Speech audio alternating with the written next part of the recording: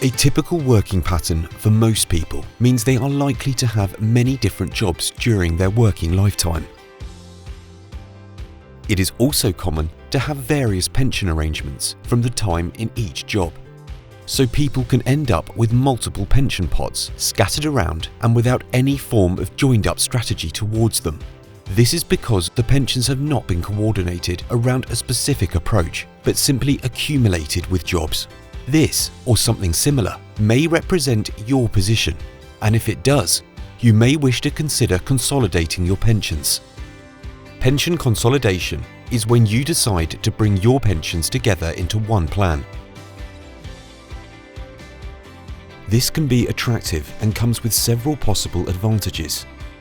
The first advantage is that everything in one place could make things clearer, easier to manage and control. Secondly, you could save on costs or charges if you can transfer from higher cost schemes to a lower cost one. Thirdly, putting your plans together should offer you a greater number of investment options with a wider choice of investment types and funds. This could help you enhance the longer-term performance. It is always worth looking carefully at both charges and performance, as any improvement can have major impact. Take the example of a pension which has £10,000 as its current value, with charges attached to it of 2% per year. In the future, it produces an investment return of 4% per year. In 30 years' time, that pension will have grown to £18,114. Now compare this to another £10,000 pension, which grows at 6%, with charges of 1.5% per year.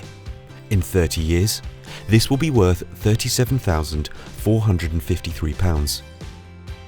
Consolidating combines easier management, less paperwork, less to keep track of, with potentially better overall terms.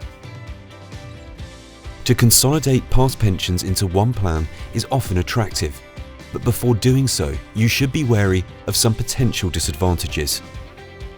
If any of your pensions were a defined benefit pension scheme, they would probably have a minimum or guaranteed income at retirement, which is difficult to replace, and you should generally be very cautious about moving this type of pension.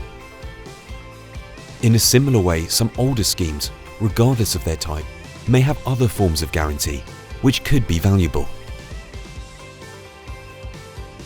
And many older schemes of any type could have transfer penalties, which would mean you pay a cost for moving them to your new scheme.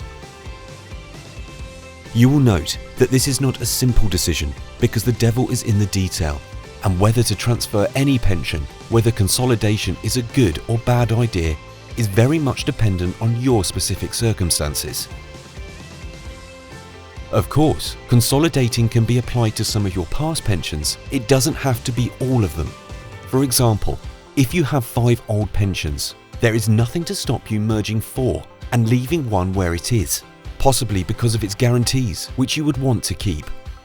There are many times when consolidating makes perfect sense, but it is not always the case, and you should carefully check the terms on your past pensions and use an expert to help and advise you.